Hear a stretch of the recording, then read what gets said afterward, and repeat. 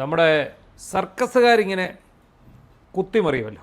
സർക്കസുകാരും മറിയും നമ്മുടെ gymnastic summer salt എന്നോ മറ്റോ പറയും അല്ലേ. അപ്പോൾ അവരിങ്ങനെ വളരെ പെട്ടെന്നാണ് ഈ മലക്കം മറിയുക എന്ന് പറയും. ഈ കാര്യത്തിൽ ദേശാഭിമാനി മറിയുന്ന പോലെ ഒരാളും മറിയത്തില്ല. ഡബിൾ അവിടെയുണ്ട് ഇവിടെയുണ്ട്. ഇന്നലെ വലിയ ഒരു അബദ്ധം പറ്റി. മിനിഞ്ഞാന്ന് അദാനി വിഴിഞ്ഞം പോർട്ടിൻ്റെ ഒരു പ്രസ് റിലീസ് വന്നു. അതായത് അദാനിയുടെ അവരുടെ 49% ഓഹരികൾ MSC എന്ന് പറഞ്ഞ മറ്റേ മെഡിറ്ററേനിയൻ ഷിപ്പിംഗ് കമ്പനിക്ക് എന്ന് പറഞ്ഞ് ഒരു ഇന്നലെ ദേശാഭിമാനി പത്രത്തിൻ്റെ 1-ാം പേജിൽ ഒരു വലിയ വാർത്തയാണ്, ഒരു 4 കോളത്തിൽ ഒരു വലിയ വാർത്ത. അതായത് ഇവിടെ 13,000 കോടിയുടെ വിദേശ നിക്ഷേപം കേരളത്തിൽ, പിണറായി സർക്കാരിൻ്റെ ദീർഘവീക്ഷണത്തിൻ്റെ ഫലമാണിത് എന്ന് പറഞ്ഞ്, ഇത് പിണറായി സർക്കാരിൻ്റെ നേട്ടമാണെന്നും പറഞ്ഞ് വലിയ വാർത്തയടിച്ചു. അവരുടെ സൈറ്റിലും ഈ വാർത്ത കിട്ടും. രാവിലെ ഒരു 10 മണിയൊക്കെ നിയമസഭ കൂടിയപ്പം പിണറായി വിജയൻ തന്നെ എണീറ്റ് ചോദിക്കുകയാണ്, ഇതെന്താണ് കേരളത്തെ വിദേശ കമ്പനിക്ക് തീരെഴുതാനുള്ള നീക്കമാണോ അദാനി മുഖേന എന്ന് പറഞ്ഞ് അദ്ദേഹം നിയമസഭയിൽ വലിയ ചോദ്യമായിട്ട് ഇത് അവതരിപ്പിച്ചു. ഇങ്ങനെ ഇതിപ്പോൾ ഈ അദാനി ഇത് ഷെയർ വിറ്റ് സർക്കാർ അറിഞ്ഞു, അതെങ്ങനെ അദാനിക്ക് ഷെയർ വിൽക്കാൻ കഴിയും?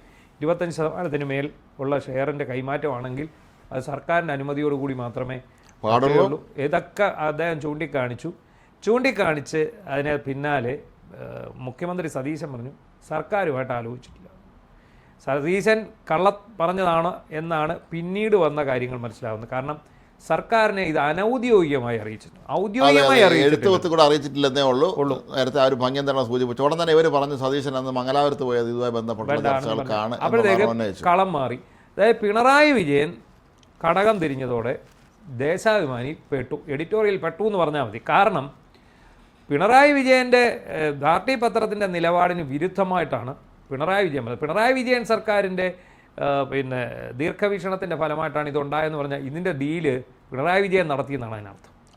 ആയിരിക്കുമല്ലോ, ഉള്ളത് പങ്കവർക്കും കിട്ടിക്കാണല്ലോ. എന്തായാലും അതെ, ഡീല് നടത്താതെ പിണറായി ഒരു കാര്യം ചെയ്യില്ലല്ലോ. അപ്പോൾ എന്താണ് സംഭവിച്ചത്? ഇതിനകത്ത് സതീശന് കിട്ടേണ്ട അടി പിണറായി തന്നെ മേടിച്ചോട്ടെ എന്ന് കരുതിയായിരിക്കണം ദേശാഭിമാനി ഇങ്ങനെ ദേശാഭിമാനി ഇപ്പോൾ തലപ്പത്തിരിക്കുന്ന ദിനേശൻ പുത്തലത്ത് നമ്മുടെ സത്യാനന്തര കാലഘട്ടത്തിലെ ബുദ്ധിജീവികളാണ്. ഈ ബുദ്ധിജീവികളെല്ലാം ഇന്നലെ വിളിച്ചിട്ടുണ്ട്. പാർട്ടി കൃത്യമായിട്ട് പറഞ്ഞു, CPM സംസ്ഥാന സെക്രട്ടേറിയറ്റ് അംഗീകരിക്കാത്ത ഒരു വാർത്തയും, അതായത് വികസന പദ്ധതികളെ എതിർക്കുന്നതോ അനുകൂലിക്കുന്നതുമായ വാർത്തകൾ ഒരു കാരണവശാലും കൊടുക്കാൻ പാടില്ല എന്ന് ഇന്നലെ തന്നെ കർശന നിർദ്ദേശം ചെന്നു. ഈ വാർത്ത കൊടുത്തവർക്കൊക്കെ പുറകെ മെമ്മോയും മറ്റു കാര്യങ്ങളും വരും. ഇപ്പോൾ എന്താണ് സംഭവം എന്ന് വെച്ചാൽ സതീശൻ്റെ തലയിൽ വെച്ച് കെട്ടാമായിരുന്ന ഒരു ഡീലാണിപ്പോൾ പിണറായി വിജയൻ്റെ തലയിലോട്ട് പാർട്ടി പത്രം തന്നെ വെച്ച് കെട്ടി. ഗ്രാമങ്ങളിലൊക്കെ ചർച്ചയായി കാണും. നമ്മുടെ സഹാക്കളുടെ ആ ഒരു കഴിവുണ്ടോ എന്ന് 13,000 കോടിയുടെ വിദേശ നിക്ഷേപം കൊണ്ടുവന്ന് നമ്മളൊന്നും കൊണ്ടുവന്നില്ല എന്ന് ആരോപിക്കുന്നവർ ഇത് കാണട്ടെ എന്നുള്ളതാണ്. അല്ല, പിണറായി വിജയൻ നിയമസഭയിൽ നിലപാട് മാറ്റിയപ്പോൾ തന്നെ ആശാന്മാർ ഇതെടുത്ത് കളഞ്ഞു. എവിടുന്ന്? മറ്റേ ഓൺലൈൻ സൈറ്റിൽ നിന്ന് എടുത്ത് കളഞ്ഞു. ഓൺലൈൻ വാർത്ത അവരെടുത്ത് കളഞ്ഞു. പക്ഷെ അപ്പോഴും എന്ത് സംഭവിച്ചു? ഈ 1-ാം പേജിൽ അപ്പോൾ ഉച്ച കഴിഞ്ഞപ്പോഴാന്ന് തോന്നുന്നു ഇതിനെതിരെ പ്രതിഷേധവുമായിട്ട് തോമസ് ഐസക്കിനെ പോലുള്ള മുതിർന്ന നേതാക്കൾ രംഗത്ത്. തോമസ് ഐസക്ക് ദേശാഭിമാനിക്കാരോട് പറഞ്ഞതാണ്, കാള പെട്ടെന്ന് കേൾക്കുമ്പോൾ കയറെടുക്കാൻ പോകരുത്. ഇത് വലിയ അബദ്ധമാണ്, ചെറിയ അബദ്ധമല്ല. കാരണം ഞാൻ ഈ പറഞ്ഞത് തന്നെ അദാനിയും സതീശനുമായിട്ട് ഡീലാണെന്ന് വരുത്തി തീർക്കാൻ ആദ്യമേ തന്നെ അദ്ദേഹത്തിൻ്റെ മംഗലാപുരം യാത്ര എല്ലാവരും ഉപയോഗിച്ചുകൊണ്ടിരിക്കുകയായിരുന്നു. അത് BJP ഉപയോഗിക്കുകയില്ല. കാരണം എന്താ വെച്ചാൽ BJPയുടെ ഒക്കെ ചങ്ങായിയാണ് അദാനി. പക്ഷേ കോൺഗ്രസിൻ്റെ ഒക്കെ ചങ്ങായി അല്ല, അദാനിയെ താല്പര്യമില്ല. സോണിയാഗാന്ധിക്കും താല്പര്യമില്ല. സോണിയാഗാന്ധിയുടെ താല്പര്യത്തിന് വിരുദ്ധമായിട്ടാണ് ഉമ്മൻചാണ്ടി സർക്കാർ ഇതിന് അനുമതി കൊടുത്തത്. ഉമ്മൻചാണ്ടിയെ പ്രത്യേകം ഹൈക്കമാൻഡിലേക്ക് വിളിപ്പിച്ച് സോണിയാഗാന്ധി എന്ന് കർശന നിർദ്ദേശം കൊടുത്തതാണ് അദാനിക്ക് വോട്ട് കൊടുക്കരുതെന്ന്. പക്ഷേ അദ്ദേഹം ഇവിടെ നേരെ വന്ന് അദാനിക്ക് വോട്ട് കൊടുത്തു. അദ്ദേഹത്തിന് നമ്മളൊന്ന് ആലോചിക്കണം, ഉമ്മൻചാണ്ടി സ്വന്തം രാഷ്ട്രീയ പൊളിറ്റിക്കൽ കരിയർ വേണമെങ്കിൽ ഇല്ലാതാവുന്ന രീതിയിൽ സ്വന്തം പാർട്ടിയിൽ നിന്നുണ്ടാകുന്ന എതിർപ്പിനൊക്കെ അവഗണിച്ചാണ് അദ്ദേഹം കേരളത്തിലെ ജനങ്ങൾ കൊണ്ട് ഇത് തയ്യാറായതെന്നുള്ളത് നമ്മൾ പ്രത്യേകം ഓർക്കേണ്ട ഒരു കാര്യമാണ്. അദ്ദേഹത്തിന് അറിയാമായിരുന്നു ഇത് നടക്കും. അല്ല, അദ്ദേഹത്തിന് ഇതിനകത്തൊന്ന് കോടികൾ സമ്പാദിക്കാനോ കമ്മീഷൻ മേടിക്കാനോ ആയിരുന്നില്ല. അപ്പോൾ അദാനി വന്നു, പോർട്ടുമായിട്ട് ബന്ധപ്പെട്ട് അദാനിയുമായിട്ട് ധാരണയാവുന്നു, കരാർ വരുന്നു. പിന്നീട് കരാർ പുതുക്കി മാറ്റം വരുത്തിയാണ് അത് പുതുക്കിയത്. അത് ഇതിനെ എതിർത്തിരുന്ന 6,000 കോടിക്ക് കേരളത്തെ വിറ്റു എന്ന് പറഞ്ഞിരുന്ന പിണറായി വിജയനും ദേശാഭിമാനിയും പിണറായി അധികാരത്തിൽ വന്നപ്പോൾ നേരെ ഇത് വിഴിഞ്ഞം തുറമുഖം തിരുവനന്തപുരം മുഴുവൻ ഉദ്ഘാടനത്തിന് ഫ്ലക്സ് വെച്ചിരുന്നുണ്ട്. അതിൽ ഉമ്മൻചാണ്ടിയുടെ പേരോ പിന്നെ പടമോ അല്ലെങ്കിൽ അവിടെ പ്രസംഗിച്ചോ അത് ആഘോഷിച്ചെടുത്തു.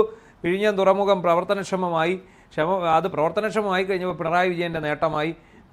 പിന്നെ പിണറായി വിജയൻ്റെ വലിയ തല വെച്ചിട്ടാണ് അന്ന് പരസ്യങ്ങളൊക്കെ വന്നുകൊണ്ടിരുന്നത്. അതിനുശേഷമാണ് പിന്നെ അടുത്ത ഘട്ടം, രണ്ടാം ഘട്ടം. ആദ്യ ഘട്ടത്തിൽ 6000 കോടിയുടെ നിക്ഷേപമാണ് സർക്കാർ പറഞ്ഞിരുന്നത്. 3800 കോടിയാണ് സർക്കാർ നിക്ഷേപിച്ചത്. ആദ്യ ഘട്ടം സർക്കാരാണ് റെഡിയാക്കിയത്. ഇനി അടുത്ത ഘട്ടമാണ്, അതാണ് ഇതിനകത്ത് ഏറ്റവും പ്രധാനപ്പെട്ട വികസന പ്രവർത്തനം, ബെർത്തുകളുടെ എണ്ണം കൂട്ടുകയാണ്. അതാണ്, അതായത് വന്ന് ഇറങ്ങുന്ന ഷിപ്പുകൾക്ക് നിലവിലെ എല്ലാ സമ്മാനങ്ങളും പൂർണ്ണ സജ്ജമല്ല. അല്ലല്ല, അതാണ് എൻ്റെ കാര്യം. ഇനിയാണ് എൻ്റെ പ്രധാനപ്പെട്ട 16,000 കോടി രൂപയുടെ നിക്ഷേപം അദാനി ഇടുന്നു. അവിടേക്കാണ് 13,000 കോടി ഇവർ കൊടുക്കുന്നത്, ഈ മെഡിറ്ററേനിയൻ ഷിപ്പിംഗ് കമ്പനി കൊടുക്കുന്നത്. അപ്പോൾ പക്ഷേ അവിടെ അദാനിക്ക് 3,000 കോടി രൂപ ഇട്ടാൽ മതി. 16,000 കോടിയുടെ നിക്ഷേപം എന്ന് പറയുമ്പോൾ അവർക്ക് മാത്രമല്ല, ഇത് നിർമ്മാണത്തിൽ പരിചയസമ്പന്നരായിട്ടുള്ള ആൾക്കാരാണ്. ഈ അവരുടെ TEU എന്ന് പറയുന്ന, അതായത് ഈ പോർട്ടിൻ്റെ അതൊരു ടെക്നിക്കൽ വേർഡാണ്. അപ്പോൾ അത് ചെയ്യുന്ന ആൾക്കാരാണ് അതിനകത്ത് വന്നിരിക്കുന്നത്. എന്താണെങ്കിലും ശരി, അങ്ങനെയുള്ള ഒരു അവസരത്തിലാണ് ഇന്നലെ ചാടിക്കയറി ദേശാഭിമാനി ഈ വാർത്ത കൊടുത്തു. നിയമസഭയിൽ പോയി അദ്ദേഹം എതിർത്തപ്പോൾ മുഖ്യമന്ത്രി പറഞ്ഞു സർക്കാർ അറിഞ്ഞിട്ടില്ല, സർക്കാർ അറിയാത്ത പരിപാടിയാണ്, സർക്കാർ അറിയാതെ ഈ ഓഹരി കൈമാറ്റം നടക്കില്ല. കാരണം ഇതിൻ്റെ സർക്കാരിൻ്റെ അനുമതിയോടുകൂടി മാത്രമേ ഇവർക്ക് ഓഹരി നിക്ഷേപം സ്വീകരിക്കാൻ പറ്റൂ. ഇന്ത്യയിലെ നിയമങ്ങൾ അങ്ങനെയാണ്. പിന്നെ വിദേശ കമ്പനിയാണ്. ഓൾറെഡി രണ്ടിടത്ത് 49% ഓഹരി അവർക്കുണ്ട്. തമിഴ്നാട്ടിലും പിന്നെ മുദ്രയിൽ. അപ്പോൾ അവിടെ രണ്ടിടത്തും ഉണ്ട്. അപ്പോൾ അതേ അവിടെ കണക്കിലെടുത്ത് ഇവിടെ നിയമപരമായിട്ട് വന്നാൽ ഇത് ഓഹരി കൈമാറ്റം കൊടുക്കുന്നതിനകത്ത് തടസ്സമൊന്നുമില്ല, ഉണ്ടാകത്തില്ല. അപ്പോൾ സർക്കാർ അനുമതി കൊടുക്കണമെന്നേ ഉള്ളൂ. സർക്കാർ അനുമതി കൊടുക്കാൻ നേരം ചില വ്യവസ്ഥകൾ, അതായത് നമ്മുടെ ഇതേ ബാധിക്കാതെ, ദേശസുരക്ഷയെ ബാധിക്കാനുള്ള ഒരു അനുമതി കൊടുപ്പ് മാത്രമേ. പക്ഷേ അവിടെ ഒരു അല്ല, ഇവിടുത്തെ പ്രശ്നം എന്താ, ഇവിടെ പ്രതിപക്ഷത്തിൻ്റെ ചുമതല എന്താ? ഭരണപക്ഷം എന്ത് ചെയ്താലും എതിർക്കുക എന്നുള്ളതാണ് എല്ലാ പ്രതിപക്ഷങ്ങളുടെയും ചുമതല.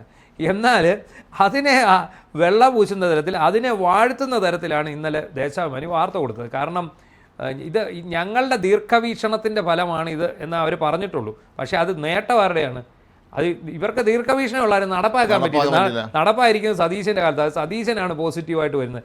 ഇതിന് നെഗറ്റീവൊക്കെ പിന്നെ അങ്ങ് മാറും, ഇത് പോസിറ്റീവായിട്ടേ വരത്തുള്ളൂ.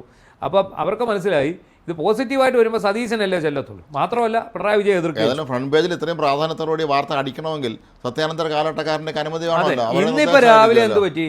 ഇന്ന് രാവിലെ ഇറങ്ങിയ ദേശാഭിമാനിയിൽ ഇതിൻ്റെ പിന്നിൽ വമ്പൻ അഴിമതിയാണ്, അദാനി മുഖേന MSCക്ക് തീരെഴുതാനുള്ള നീക്കമാണ്, ഇതിൻ്റെ പിന്നിൽ സതീശൻ്റെ നേതൃത്വത്തിലുള്ള അഴിമതിയാണെന്ന് പറഞ്ഞ് വലിയ വാർത്ത ഇന്നത്തെ ദേശാഭിമാനിയിൽ വന്നു. ഇന്നലത്തേതിൻ്റെ ആ ഒരു അബദ്ധം പറ്റിയതിന്. പക്ഷേ ഒന്ന് ആലോചിക്കണം, ഇന്നലെ കൊടുത്ത ഒരു വാർത്ത ഞങ്ങൾ ആണ് ഇതിൻ്റെ പിന്നിൽ എന്ന് പറഞ്ഞ് കൊടുത്ത ആൾ പെട്ടെന്ന് ഇന്ന് രാവിലെ നേരെ കടകം തിരിഞ്ഞുകൊണ്ട് ഒരു വാർത്ത കൊടുക്കാൻ ഈ ഒരുമാതിരിപ്പെട്ട ഉളുപ്പൊന്നും പോരാ. ഇതിന് നല്ല ഉളുപ്പ് തന്നെ വേണം. ഇത് ശരിക്കും പറഞ്ഞാൽ ഇത് എന്താണ് എട്ടുകാലി മമ്മൂഞ്ഞിന്റെ രീതിയാണ് ആദ്യം ചെയ്തത്. അതാ ഇതിന്റെ ആള് ഞമ്മളാണ് എന്ന് പറഞ്ഞു. പിന്നാണ് അറിഞ്ഞത് ഇതൊരു ആനയാണെന്നുള്ളത്. കൊച്ചമ്മിനി ഗർഭിണിയാണെന്ന് പറഞ്ഞപ്പം അത് അന്നേരമാണ് അറിയുന്നത് ആനയാണെന്നുള്ളത്.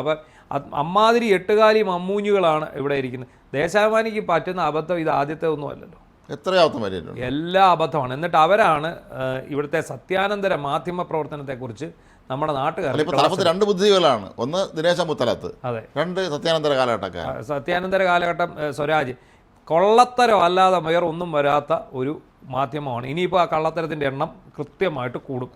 നമുക്കറിയാം, ഒരു സിമ്പിൾ ഉദാഹരണം, ഈ ക്ഷേമ പെൻഷനെതിരെയാണ് ഒരു അമ്മച്ചി അടിമാലിയിൽ എന്തായിരുന്നു ശോശക്കുട്ടി മറിയക്കുട്ടി. ഈ മറിയക്കുട്ടി പെൻഷൻ കിട്ടാത്തതിനെ തുടർന്ന് പിണറായി വിജയനെ പള്ളു പറഞ്ഞു. അപ്പോൾ ഇവരെന്ത് ചെയ്തു? ദേശാഭിമാനിയിൽ പിറ്റേന്ന് വാർത്ത, മറിയക്കുട്ടിക്ക് പെൻഷൻ്റെ ആവശ്യമില്ല. മറിയക്കുട്ടിയുടെ 2 പെൺമക്കൾ അമേരിക്കയിലാണ്, നേഴ്സുമാരാണ്, കോടിക്കണക്കിന് രൂപയുടെ സ്വത്തുണ്ട്. മറിയക്കുട്ടിക്ക് അടിമാലിയിൽ ഏക്കർ കണക്കിന് ഭൂമിയുണ്ട്. ഇതെല്ലാം ഉണ്ടായിട്ടാണ് ഇവർ വന്നത്. ഇത് മനഃപൂർവ്വം താറടിക്കാൻ വേണ്ടിയാണെന്ന്. അതെന്താണെന്ന് ചോദിച്ചാൽ മറിയക്കുട്ടിയെ BJP ഏറ്റെടുത്തു. കോൺഗ്രസ്സുകാരും BJPക്കാരും മറിയക്കുട്ടിയെ ഏറ്റെടുത്തു. മറിയക്കുട്ടി പാവം, പട്ടിണി പാവം, ഒരു ചെറിയ വീട്ടിൽ താമസിക്കുന്ന ആളാണ്, കേരളത്തിൽ തന്നെയുള്ള ആൾക്കാർ. അവസാനം ഇത് കേസാകുന്നു, വഴക്കാകുന്നു. നാണം കെട്ട് 1-ാം പേജിൽ മാപ്പ് അപേക്ഷിക്കേണ്ടി വന്നു. ദേശാഭിമാനി. അല്ല, അതുപോലെ ഓർമ്മയുണ്ടോ, പണ്ട് വീരേന്ദ്രകുമാർ അപ്പുറത്തായിരുന്ന സമയത്ത് വീരേന്ദ്രകുമാറിൻ്റെ എതിരെ പരമ്പര ചെയ്തല്ലോ. അത് വീരേന്ദ്രകുമാറിൻ്റെ ജീവിച്ചിരിക്കുന്ന സഹോദരി മരിച്ചു എന്ന് പറഞ്ഞുകൊണ്ട് ഒരു വാർത്ത കൊടുത്തത്. അവസാനം അത് തിരുത്തേണ്ടി വന്നു അവർക്ക്. അങ്ങനെ വന്നിരിക്കുകയാണ്. എന്തായാലും ഈ സഖാക്കന്മാർക്ക് ഉളുപ്പ് എന്ന് പറയുന്നൊരു സാധനം ഇല്ല, അത് ദേശാഭിമാനിക്കും ഇല്ല. ഇങ്ങനെ തകിടം മറിയാൻ, കരണം മറിയാൻ ഇതെങ്ങനെ സാധിക്കുന്നതാവേ എന്ന് നമ്മൾ ഇദ്ദേഹം ഷാജി പാപ്പ ശൈലിയിൽ വേണം ചോദിക്കാൻ. ഇത് ഇന്നലത്തെ ആ ഒരു അബദ്ധം, അല്ലെ അവർ ഇന്നലത്തെ ആ സംഭവത്തിനൊരു മാപ്പ് പറഞ്ഞിട്ട് വേണമായിരുന്നു ഇത് തുടങ്ങാൻ. ഇന്നലെ ഞങ്ങൾ കരുതിയിരുന്നത് ഇത് ഞങ്ങൾ വെച്ച്, പക്ഷേ ഇത് ഞങ്ങളുടെ കാലത്തുള്ളതല്ല. ഇന്നലെ അങ്ങനെ ഒരു തെറ്റായ പരാമർശം ഇതിൽ നിന്നുണ്ടായി, ഞങ്ങളുടെ നിലപാട് എപ്പോഴും ഇതിനെതിരാണ് എന്ന് പറഞ്ഞൊരു ചീഫ് എഡിറ്റർ ഒരു കുറിപ്പ് വെച്ചുകൊണ്ട് ഈ വാർത്ത ഇവർ കൊടുത്തിരുന്നെങ്കിൽ അന്തസ്സുണ്ടായിരുന്നു. മുകേഷ് പറയുന്ന പോലെ അന്തസ്സ് രണ്ടുപേരും ശ്രദ്ധിക്കണം ഇക്കാര്യം. അവിടെ ഇരിക്കുന്ന രണ്ടുപേരും മറ്റേ ബുദ്ധിജീവി. അപ്പോൾ അതുകൊണ്ട് എന്ത് പറ്റി, ഇനിയിപ്പോൾ വളരെ സൂക്ഷിച്ചേ ചെയ്യാവൂ എന്ന് പറഞ്ഞിരിക്കുകയാണ്. കാരണം ഇപ്പം നിലവിൽ UDF സർക്കാരിനെതിരെ ഒന്നും പറയാനോ ചെയ്യാനോ ആയിട്ടില്ല. കാരണം ഇവരങ്ങോട്ട് കയറിയതേ ഉള്ളൂ, ഒരു മാസം തികയുന്നതേ ഉള്ളൂ. ഇതെല്ലാം പഴയ സർക്കാരിൻ്റെ തുടർച്ച മാത്രമാണ് സംഭവിച്ചത്. സർക്കാരുകൾ എപ്പോഴും തുടർച്ചയാണല്ലോ. അത് ഇവർക്ക് ഭരിക്കാൻ വരുമ്പോൾ ഇവർ ന്യായം എപ്പോഴും പറയാം. ഇപ്പം മുട്ടിൽ മരമുറി കേസിൽ കഴിഞ്ഞ ദിവസം കോടതി പരാജയപ്പെട്ടു, ഹൈക്കോടതിയിൽ. അത് വനമന്ത്രി കാര്യം ചോദിച്ചു. മുട്ടിൽ മരമുറിയിൽ ഇട്ടിരിക്കുന്ന വെട്ടിയിട്ട കള്ളത്തടി ലേലം ചെയ്യാൻ വേണ്ടിയുള്ള ഒരു നീക്കം കോടതി, കീഴ്ക്കോടതി അനുവദിച്ചു. അതിനെതിരെ ഈ തടിക്കള്ളന്മാർ കോടതിയിൽ പോയി. അവർ കൊടുത്തപ്പോൾ ഇവിടുന്ന് കൃത്യമായ റിപ്പോർട്ട് ചെയ്യുന്നില്ല. ഹൈക്കോടതി ആ നടപടി സ്റ്റേ ചെയ്തു. താഴത്തെ കോടതിയുടെ നടപടി സ്റ്റേ ചെയ്തു. അത് ഒരു കാരണവശാലും സ്റ്റേ വരാൻ പാടില്ലാത്തതാണ്. ഇന്നലെ വനമന്ത്രി വിളിച്ച് ചോദിച്ചപ്പോൾ ആരും ഇതിനകത്ത് കുറ്റക്കാർ നടപടികളോ ഇല്ല. എന്താണ് എല്ലാവരും ഇരിക്കുന്നത്? കാരണം ഒരാളെ ഇപ്പം ഒരാൾക്ക് വരെ മറ്റൊരാളെ വെക്കാൻ പറ്റാത്ത വിധം അന്തം കമ്മികളായിട്ടുള്ള ഉദ്യോഗസ്ഥരെ ഇവർ തിരികിയിരിക്കുകയാണ്. അതായത് യാതൊരു യോഗ്യതയില്ലാത്ത ഒരുപാട് പേരെ ഇവർ സെക്രട്ടേറിയറ്റിലും വിവിധ വകുപ്പുകളുടെ തലപ്പത്തും ഇവർ PSC മുഖേന വ്യാജമായിട്ട് തിരികെ കയറ്റിയിട്ടുണ്ട്. ഇതിനെക്കുറിച്ചല്ല അന്വേഷണം വന്ന് ഇവരെയൊക്കെ നീക്കാതെ ഇവിടെ ഒരു സർക്കാരിന് സ്വസ്ഥമായിട്ട് ഭരിക്കാൻ സാധിക്കില്ല. അല്ല, അത് നിർബന്ധമായും അത്തരം നിയമനങ്ങൾ റദ്ദാക്കുക തന്നെ വേണം. എന്നാൽ മാത്രമേ അടുത്ത തെരഞ്ഞെടുപ്പ് ആകുമ്പോൾ ജനങ്ങൾക്ക് കാര്യം മനസ്സിലാവുകയുള്ളൂ പൂർണ്ണമായ തോതിൽ.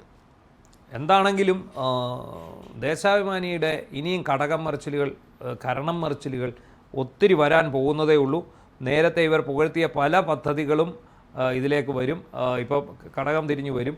അതിനുള്ള സ്ക്രീൻഷോട്ടുകളൊക്കെ കോൺഗ്രസ് സൈബർ സേന റെഡിയാക്കി വെച്ചോളുക. എപ്പോൾ വേണേലും ഇവർ തിരിഞ്ഞു വരാനുള്ള സാധ്യത ഉണ്ട്.